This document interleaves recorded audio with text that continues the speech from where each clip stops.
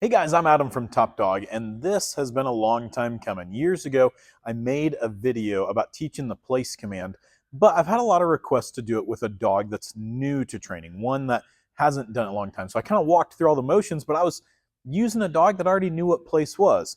Well, this is Brutus, and he doesn't know what place is. His owner's done a lot of great job socializing him and all that kind of stuff, but he's just getting started on a lot of his formal obedience stuff, right? So this is an introduction to place, how we start teaching it from ground zero and just building up from there and getting that really solid command that you can find you can start using when you have company over, when the doorbell rings or anything like that. So for starters, I like to use an elevated surface. So obviously these beds here are our favorite. If you've watched any of our videos, you know we're almost always using these to practice. At home, you don't have to use this particular type of bed as long as it's a really clear object for your dog to get on and off of, right?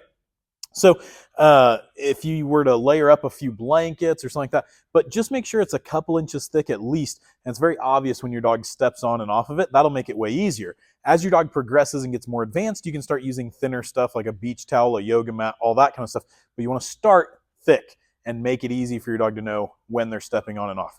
I also like to start up against a wall, so that way I can kind of lure the dog on there. So when I say lure, I want you guys to imagine for a minute those old cartoons where they used to dangle a carrot in front of a horse's nose to get it to pull a cart. That's kind of what I'm going to be doing here. I'm going to dangle that treat right out in front of Brutus here, and I'm going to lure him on to that bed. And as soon as all four of his paws get on the bed, I'm going to give him a treat, okay? So I apologize, I don't normally like to turn my back to the camera, but it's kind of impossible for me not to right now because as I'm luring him, I kind of need to have my back to you guys a little bit. So I just dangle that treat right out in front of him, draw it out across that bed, and my timing here needs to be really good. As soon as all four of his paws are on that bed, I give him a treat. Good boy. And then I like to start using our release command, which is free, to let him know that he can get up. Hey, buddy, ready? He's looking to see if I dropped any treats. Free. Good. Now I'm going to do that exact same thing. Yes, he was a lot faster that time, right? The first time we had a tiny bit of hesitancy. Now he's going a little bit faster. Good boy. You'll see dogs that have started learning to sit. When you get treats out, sometimes they default into a sit. They're like, oh, this is probably what we're doing, right? So he might get a little confused sometimes because I'm going to give him a treat whether he sits, stands, lays down. I don't care as long as all four paws are on that bed. Free. Good job. Ready, Brutus? Got that treat right down in front of him. Good boy. Now, Brutus, I can already tell, is a really fast learner. Good job. Free. And I'm going to repeat that, and I'm going to do that about 7 or 8 more times, but I'm just going to pause the camera here real quick. All right, guys, so like I said, we do that 7 or 8 more times. Now, that depends on the dog, right? So if the dog's a little cautious or weird about jumping on there, then I'm going to do it more times until the dog gets really confident about it. Also, just as a little side note, set yourself up for success. I'm doing this right now with a hungry dog. If I do this right after breakfast or right after a dog's played a whole bunch or something like that, I'm going to get a dog that it's a lot harder for me to get their attention. So he's hungry. He's excited about these treats. Also, I just woke him up from a nap basically, so he's got some energy. He's ready to train right now. Don't set yourself up for failure by working with a really tired dog or a dog that's not hungry at all, because that'll make this a whole lot harder. So you'll know you're ready for the next step when you start getting a dog that looks like this. Watch Brutus. I'm going to walk towards that bed, and I'm not having to lure him anymore. Now he's jumping on super excitedly. And all it took was doing 7 or 8 more of those lures for him to understand, ooh, I should get on that bed because that's when I get my treat. So watch what happens here. Watch him jump on and kind of look at me expecting a treat. When I get to that point, I know I'm ready to start increasing the challenge just a little bit. Good boy. Free. So we're at that point. Now we're going to start expecting that the dog not only hops onto the bed, but is also willing to stay on the bed until we say free. So now I'm going to start making it a little bit more difficult. Now, you'll always hear us talking about these 3 D words, okay?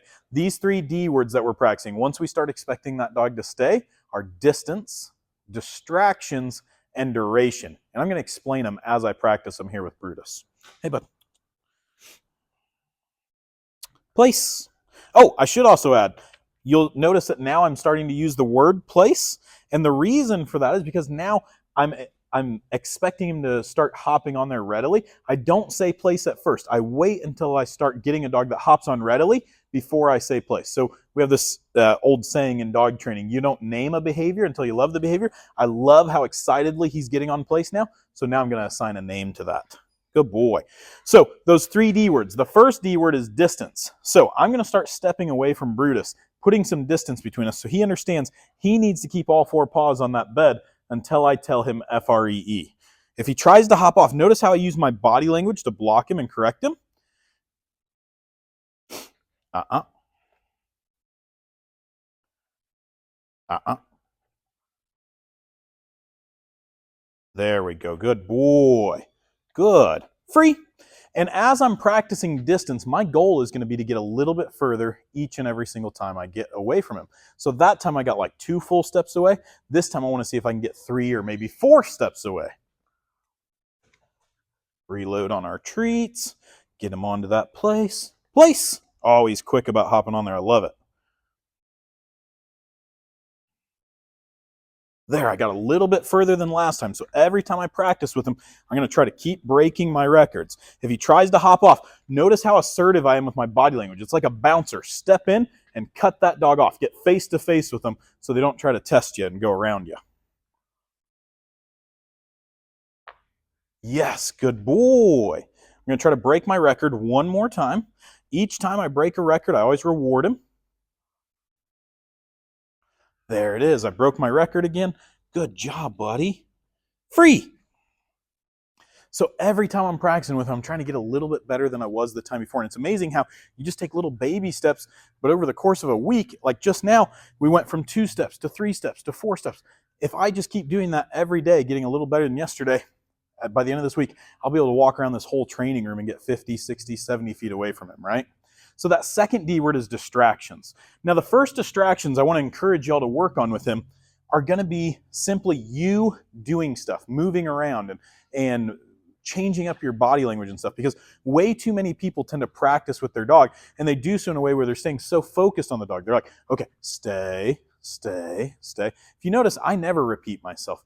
I tell the dog to place, and I don't even use the word stay. The stay should just be built in for me. So again, I'm going to tell him place, and then I'm going to start doing stuff with my body so that way he doesn't think that I'm always going to just sit there laser focused on him with my hand out like this, because eventually I want to be able to turn around and make a sandwich, answer the front door, something like that, right?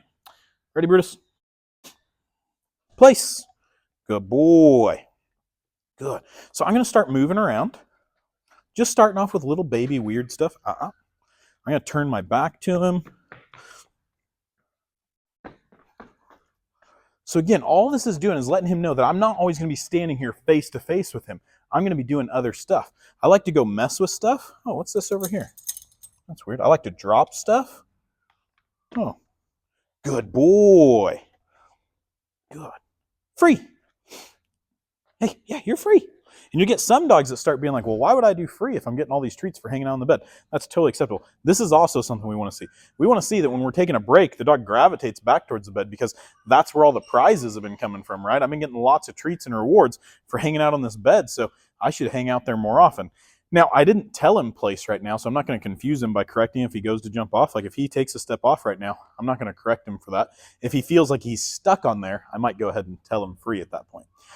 So again, distractions. Move around, walk around, turn your back, increase your distractions a little bit each time you practice, because eventually I want you to be able to have that mailman dropping off a package and he knocks on the door and you can tell your dog place and you go answer the door.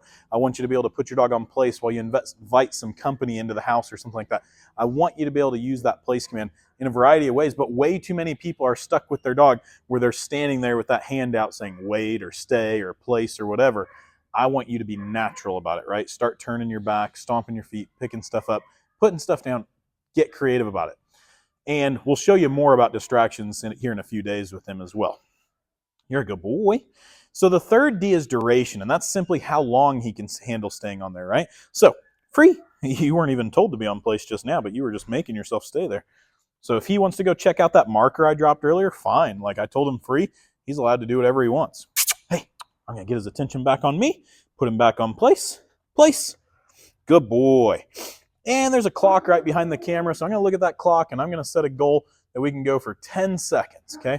So he goes 10 seconds. I reward him, good boy. Then my next goal is going to be to go for 20 seconds. Then my next goal is going to be to go for 30 seconds. We're just going to keep building and building. Good job, buddy. Free. Now, of course, you guys are probably a little worried. What? Man, these are a lot of treats for the dog. He's getting 2 treats every single time we do it, right? That's absolutely right. In the beginning stages of training, I use a lot of treats to help motivate the dog to do stuff. So he hops on place, boom, I give him a treat. I practice one of my 3D words, boom, I give him another treat. But the cool thing about place is that really quickly, here in about a week or so, I'll be able to phase those treats out and get a dog that's still going to be just as reliable for me. I don't want people to feel like they got to walk around with a pocket full of treats for the rest of their life. But I want you to definitely not be afraid to use a lot of treats in the beginning stages. So again, just to kind of bookend it a little bit here, right? When we're practicing place, I'm going to walk up at this stage of training so far. Don't jump ahead or anything, but this stage of training, I get him on place, I reward him, I practice one of my 3D words, I reward him again, and then I release him by telling him free. Now, we're going to practice that just like that for the next few days. We're just going to keep getting better and better with those 3D words. And we're going to come back in a few days. And we're going to show you where we're at and where you should be while you're practicing with your dog. And then we're going to show you how to get more and more advanced with it as you continue to go along. But for right now, your homework is just keep working on those 3D words and getting your dog a little bit better each and every time you practice. Your goal as you work with your dog should be to improve each and every session. And my average first couple of sessions are about 5 or 6 minutes. Don't think you got to kill it and practice with your dog for 30 or 40 minutes. My average first couple of sessions are 5 or 6 minutes at a time to just keep it fun and exciting. You can see Brutus wants to do more. He's getting bored with me talking to you guys right now. So keep it fun, keep it exciting. I'm Adam from Top Dog. We're going to come back in a few days and show you where Brutus is at and how you can make it get to the next level with your dog as well. Thanks for watching.